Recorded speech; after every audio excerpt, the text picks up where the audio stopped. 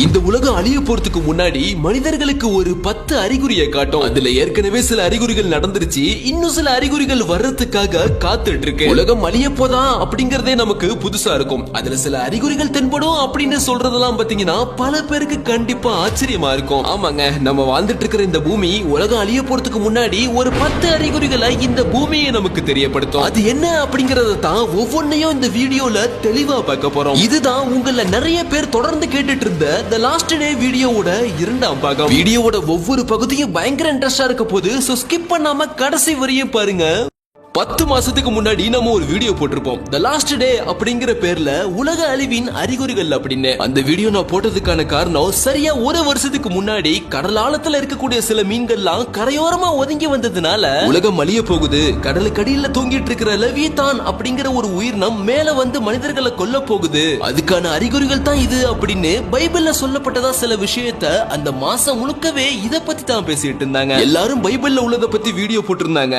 நம்ம குரான்ல இத பத்தி என்ன சொல்லி இருக்குன்னு ரிசர்ச் பண்ணி போட்டது தான் 10 மாசத்துக்கு முன்னாடி போட்ட அந்த வீடியோ. அந்த வீடியோல உலகம் அழிய போற அறிகுறியா ஒரு மிருகம் வெளிவரும் அப்படிங்கிற விஷயத்த நம்ம குரான்ல இருந்து எடுத்து சொன்னப்போ, இது ஒரே ஒரு அறிகுறி தான், மீதி 9 அறிகுறிகள் குரான்ல சொல்லப்பட்டிருக்கு அப்படின்னு அந்த வீடியோல நான் சொல்லவும், அந்த அறிகுறிகள் என்ன, பார்ட் 2 வீடியோவை போடுங்க, அந்த 9 விஷயத்தையும் நான் தெரிஞ்சுக்கிட்டே ஆகணும் அப்படின்னு பல பேர் கடந்த 10 மாசமா தொடர்ந்து கேட்டுட்டு இருந்தீங்க. அதனாலயே உங்களுக்காகவே உட்கார்ந்து ரிசர்ச் பண்ணி உலக அழிவின் அறிகுறி அப்படிங்கிற தலைப்புல ஒரு கம்ப்ளீட் வீடியோவா மேக் பண்ணி கொண்டு வந்திருக்கேன். சோ ஸ்கிப் பண்ணாம கடைசி வரையும் இந்த வீடியோவை பாருங்க. இப்போ வீடியோக்குள்ள போறதுக்கு முன்னாடி நமக்கு ஒரு டவுட் இருக்கும், குரான்ல இருக்கிற விஷயத்தை நாங்க எப்படி பாக்குறது, அது இஸ்லாமியர்களுக்காக உள்ளது தானே அப்படின்னு. நான் போன வீடியோலயே சொல்லியிருப்பேன், குரான் அப்படிங்கிறது இஸ்லாமியர்களுக்கானது கிடையாதுங்க, இந்த முழு உலக சமுதாயத்துக்குமானது அப்படின்னு அந்த குரான்லயே சொல்லப்பட்டதா சொல்லியிருப்பேன். அதனாலயே இந்த வீடியோவை தாராளமா எல்லாருமே மதம் சார்ந்து இல்லாம மனிதம் சார்ந்து நம்மளுடைய அறிவு சார்ந்து பார்க்க ஆரம்பிப்போம். சோ இன்னைக்கு நம்ம இந்த வீடியோவை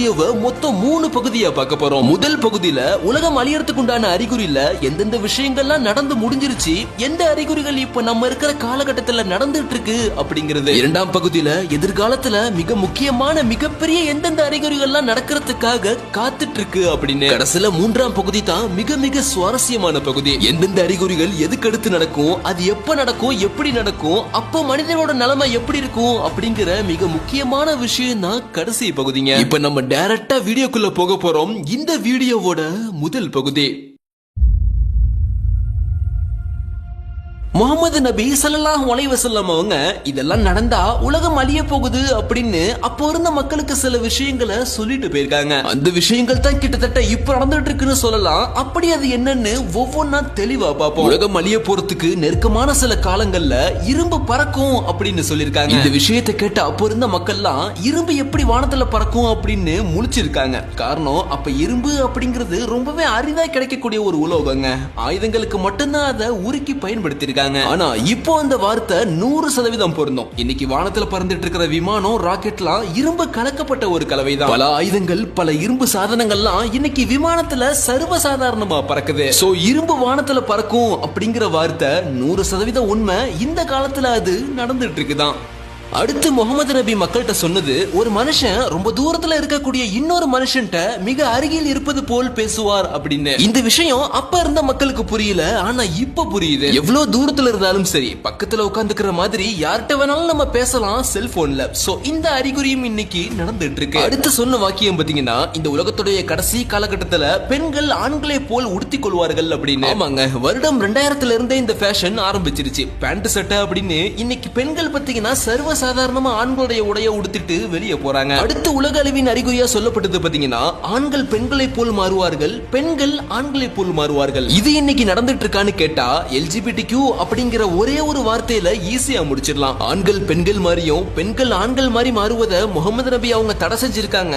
அப்படி மீறி அது நடக்குதுன்னா அதுதான் உலக அழிவின் அறிகுறின்னு சொல்லியிருக்காங்க. அடுத்து உலக அழிவின் அறிகுறியா மக்கள் தெரிஞ்சு கொள்வது, உயரமான கட்டிடங்களை கட்டுவதில் கால்நடைகளை மேய்த்து கொண்டிருந்தவர்கள் போட்டி போட்டு போட்டுக் கொள்வார்கள். உலகத்திலேயே ரொம்ப காலமா கால்நடைகளை மேய்ப்பவர்கள் அப்படிங்கிற பேர் பெற்றது பாத்தீங்கன்னா முழுக்க முழுக்க அரபுகள் தான். மிக அதிக அளவிலான கால்நடைகளை பாலைவனத்துல மேய்த்து கொண்டிருக்கிறது தான் அவங்களோட பிரதான வேலையே. ஆனா இப்போ அந்த அரபு நாடுகள் தான் கடந்த 100 வருடத்துல மிகப்பெரிய வளர்ச்சி. சவுதி, துபாய்னு இன்னைக்கு மொத்த அரேபிய நாடும் நான் தான் பெருசுன்னு இன்னைக்கு போட்டி போட்டு கட்டிடங்களை உயரமா கட்டிட்டு இருக்காங்க. சோ முகமது நபி சொன்ன இந்த வார்த்தையும் 100% இன்னைக்கு நடந்துட்டு இருக்கு. அடுத்து இந்த உலகத்துடைய கடைசி காலகட்டத்துல நேரம் மிக அதிகமா கடக்க ஆரம்பிக்கும் அப்படின்னு சொல்லிருக்காங்க. நமக்கே தெரியும் இந்த வார்த்தை எந்த அளவுக்கு உண்மையானது அப்படின்னு. ஒவ்வொரு நாளும் எவ்வளவு வேகமா போகுது, ஒவ்வொருவருடைய வயசும் எப்படி அதிகரிச்சுக்கிட்டே போகுது. ஏதோ இப்பதான் 2019 கொரோனா வந்த மாதிரி இருக்கு. கடைசியில இன்னைக்கு 2026 பிறந்து அதுல ஜனவரியும் முடிஞ்சு பிப்ரவரியா பிறந்துருச்சு. கடிகாரத்தை பார்த்தா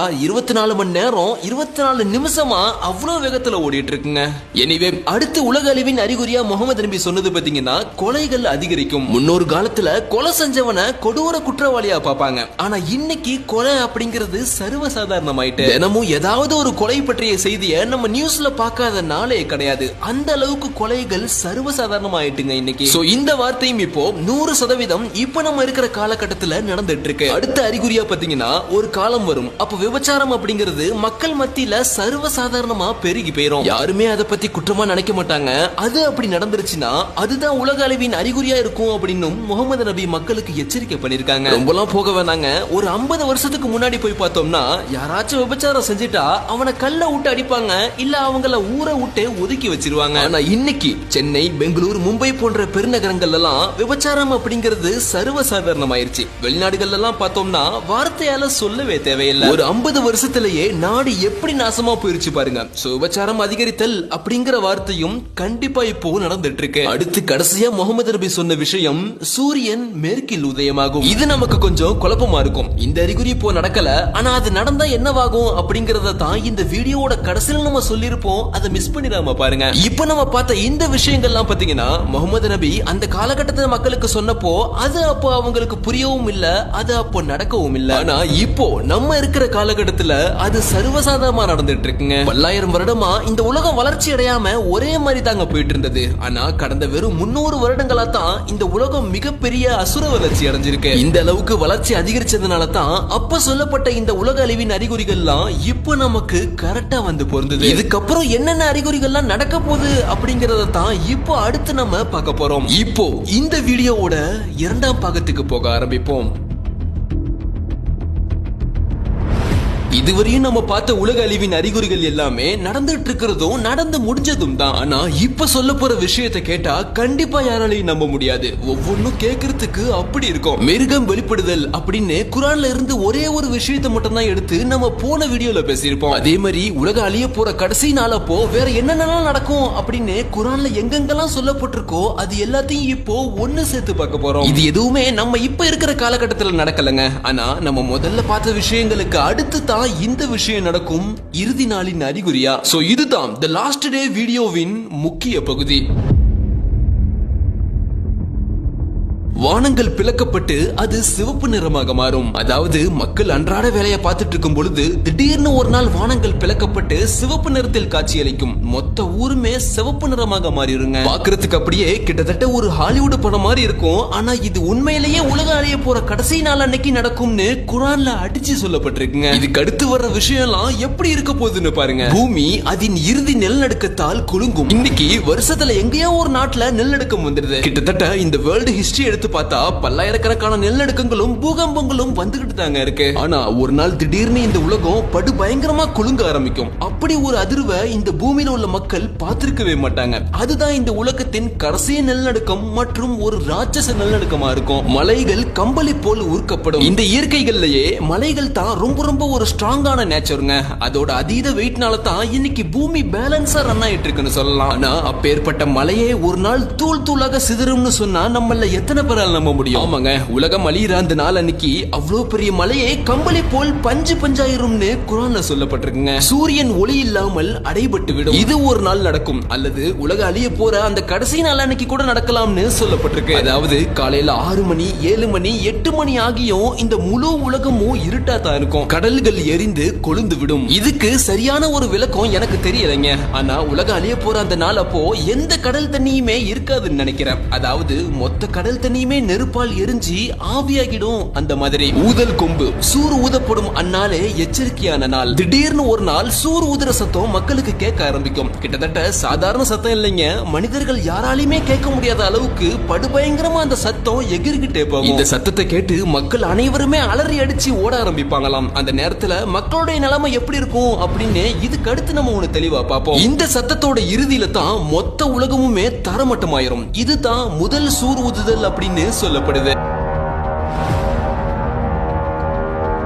அன்று தனது சகோதரனை விட்டும் தாய் தந்தையை விட்டும் மனைவியை விட்டும் குழந்தையை விட்டும் ஓடி போவான். முதல்ல நம்ம பார்த்த அந்த சூர் ஊது சத்தம் கேட்க ஆரம்பிச்ச உடனே சொந்த பந்தம் குடும்பம் அப்படின்னு எல்லாத்தையுமே மறந்து போய் என்னாச்சோ அப்படிங்கிற பதட்டத்துல மக்கள் எல்லாருமே பயந்து ஓட ஆரம்பிப்பாங்களாம். கிட்டத்தட்ட ஒரு இடத்துல சொல்லப்படுது, குழந்தைக்கு பால் கொடுத்துட்டு இருக்கும் ஒரு தாய் அந்த சத்தத்தை கேட்டு பயத்துல அந்த குழந்தையை வீசிட்டு ஓடி போவாங்க அப்படின்னு. அந்த சத்தம் முடிஞ்ச பிறகு உலகத்துடைய அத்தனை மனிதனும் அத்தனை உயிரினமும் மொத்த பூமியுமே தரமட்டமாயிரும். அப்போ அந்த தரமட்டமான பூமியோட நிலைமை எப்படி இருக்கும்னு இந்த வீடியோவோட கடைசியில அதை பார்ப்போம். இதுதாங்க இப்ப நம்ம பார்க்க போற விஷயம் தான் ரொம்ப ரொம்ப முக்கியமான விஷயம். பிறகு நீங்கள் மறுபடியும் உயிர்ப்பிக்கப்படுவீர்கள். அதாவது இந்த நிகழ்வை இரண்டாவது சூர் ஊதுதல் அப்படின்னு சொல்லலாம். முதல்ல கேட்ட ஒரு சூர் ஊதும் சத்தம் மாதிரியே இப்போ இரண்டாவதா ஒரு சூர் சத்தம் கேட்க ஆரம்பிக்கும். இந்த சத்தத்தை கேட்ட உடனே உலகம் அழிந்த அந்த நாள் அன்னைக்கு இறந்து போன மக்களும் இதுக்கு முன்னாடி பல்லாயிரம் ஆண்டுகளா வாழ்ந்த கோடிக்கணக்கான மக்களும் மீண்டும் உயிர்ப்பித்து எழுப்பப்படுவார்கள். இந்த நிகழ்வை பத்தி எக்ஸாக்ட்டா குர்ஆன்ல எப்படி குறிப்பிட்டு சொல்லிருக்காங்க அப்படின்னா,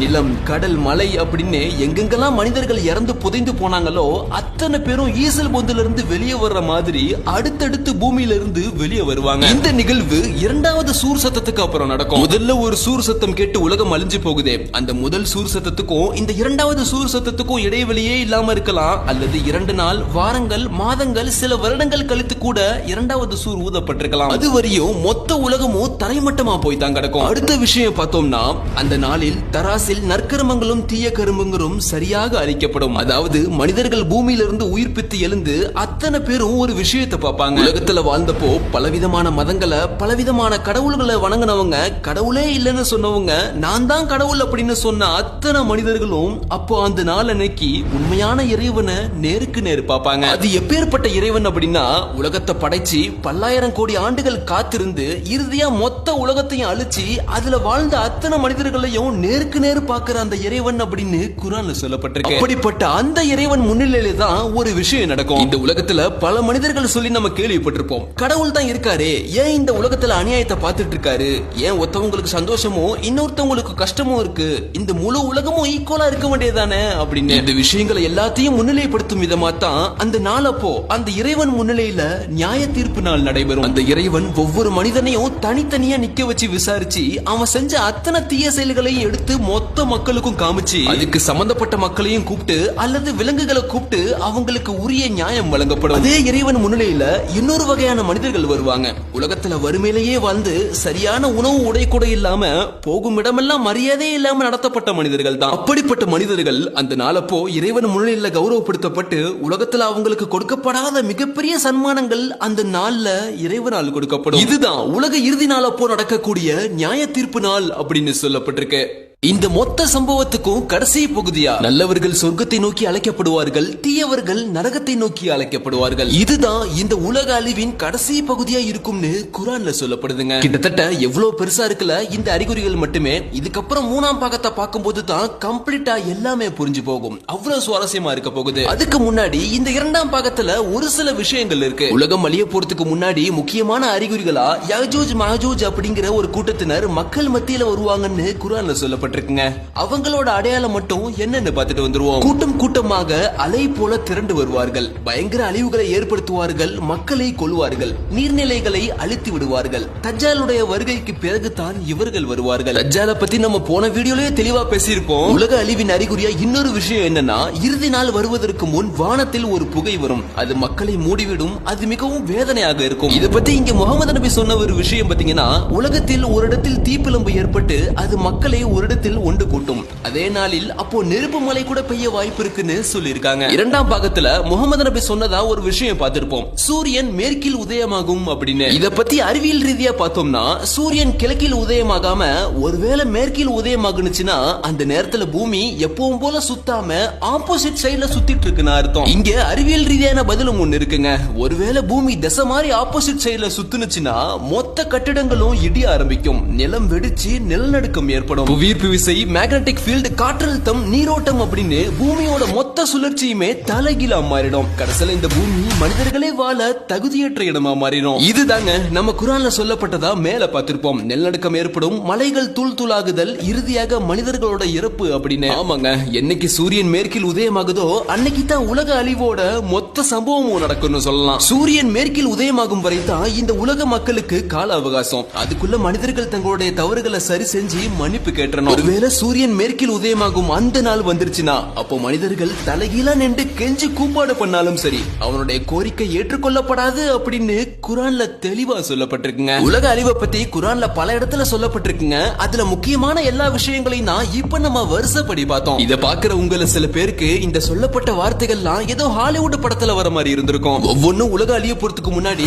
கண்டிப்பா நடக்கும்னு ஆதாரத்தோட சொல்லிருக்காங்க. குர்ஆன்ல சொல்லப்பட்டதா உங்களுக்கு தேவைப்பட்டா நீங்களும் இன்டர்நெட்ல இத சர்ச் பண்ணியும் பாத்துக்கலாம். இப்போ வீடியோவோட நம்ம கடைசி பகுதிக்கு வந்துட்டோம். ஆனா உங்களுக்கு இப்போ ஒரு குழப்பம் இருக்கும். முகமது நபி சொன்னதா சில நடந்து முடிஞ்ச அறிகுறிகள், குர்ஆன்ல சொல்லப்பட்டதா சில நடக்க போற அறிகுறிகள், போன வீடியோல வேற சில விஷயங்கள் அப்படின்னு கொஞ்சம் குழப்பமா இருக்க வாய்ப்பு இருக்கு. அதுக்காகவே உங்களுக்கு புரிய வைக்கத்தான் அடுத்து நம்ம பார்க்க போற இந்த வீடியோவோட கடைசி பாகம். இந்த வீடியோல நம்ம பார்த்த அறிகுறிகள், நான் உங்கள்கிட்ட சொல்லாத சில விஷயங்கள், போன வீடியோக்குள்ள சொல்லப்பட்ட விஷயங்கள் எல்லாம் எதுக்கடுத்து எது வரும் அப்படின்னு அடுத்தடுத்த சம்பவத்தை குறிப்பிடும் தலைப்புகளை மட்டும் இப்ப நம்ம ஒரு கதை வடிவத்துல பார்க்க போறோம். அதை கேட்கறதுக்கு முன்னாடி ஒரு விஷயத்தை ஞாபகம் வச்சுக்கோங்க. இன்னைக்கு ஆராய்ச்சியாளர்கள் கண்டுபிடிச்சு சொல்லிருக்காங்க, பூமியோட ஆழத்துல அதிக அளவுல காப்பர், அதாவது அதிக அளவுல செம்பு உலோகம் இருக்குன்னு சொல்லிருக்காங்க. இப்போ இதை நான் சொல்றதுக்கு உண்டான ரீசன் உங்களுக்கு நம்ம பார்க்க போற கடைசி பாகத்துல புரியும். கண்டிப்பா கடைசி பகுதி சுவாரஸ்யமா இருக்க போது. இப்ப வாங்க பாகம் 3க்குள்ள போகலாம்.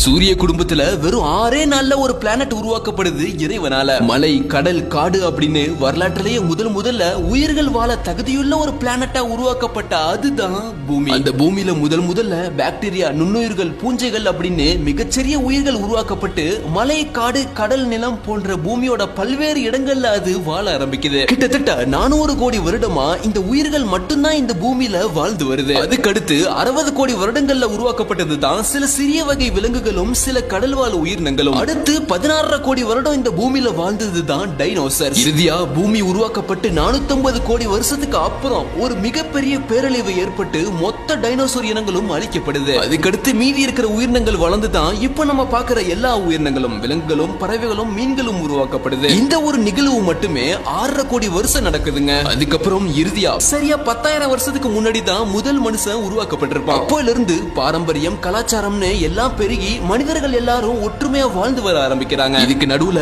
பலவிதமான மதங்கள், கடவுள்கள்னு பல வகைகள் பிரிக்கப்பட்டு மக்களால் வணங்கப்படுது. இப்பதான் பல இறை தூதர்கள் பூமிக்கு கொண்டு வரப்பட்டு மக்களுடைய ஆரம்ப தவறுகளை, வணக்க வழிபாடுகளை சரி செய்ய ஆரம்பிக்கிறாங்க. பல்வேறு காலங்கள்ல பல்லாயிரம் ஆண்டுகள் கழித்து பல வெவ்வேறு நாடுகள்ல பல சமூகத்துல பல மொழிகளுக்கு மத்தியில சீர்திருத்தத்துக்காக கொண்டு வரப்படுறாங்க அந்த இறை தூதர்கள். ஆனா அந்தந்த காலகட்டத்தில் வாழ்ந்த இறை தூதர்கள் அப்ப வாழ்ந்த மக்களுக்கு அறிவுரையும் எச்சரிக்கையும் புனித நூல்களையும் அந்த காலகட்ட மக்களுக்கு கொடுத்துட்டு போயிருக்காங்க. இத பல்வேறு விதமா புரிஞ்சுக்கிட்ட சில காலகட்ட மக்கள் சில இறை தூதர்களை புறக்கணிக்கிறாங்க, சில இறை தூதர்களை கடவுளை வணங்குறாங்க, சில இறை தூதர்களை வச்சு மதங்களை ஆரம்பிக்கிறாங்க. இப்படி மனிதர்களால மதம், கடவுள்னு பல்வேறு மாற்றங்கள் ஏற்பட ஆரம்பிக்குது இந்த பூமியில. காலங்கள் கடக்க இப்ப நம்ம இருக்கிறதுல இருந்து ஒரு 300 வருஷத்துக்கு முன்னாடி தான் இந்த பூமி தொழில்நுட்பம் அப்படிங்கிற ஒண்ணு தலை தூக்க ஆரம்பிக்குது. கிட்டத்தட்ட அசுர வளர்ச்சி அடைந்த இந்த தொழில்நுட்பம் இந்த பூமியவே வேற ஒரு கோணத்துக்கு எடுத்துட்டு போகுது. காலப்போக்கத்துல மக்கள் மத்தியில பொறாமை, போட்டி, நயவஞ்சகம், பிரிவினை, வேற்றுமை, கோபம் அப்படின்னு மனிதர்களுக்குள்ளேயே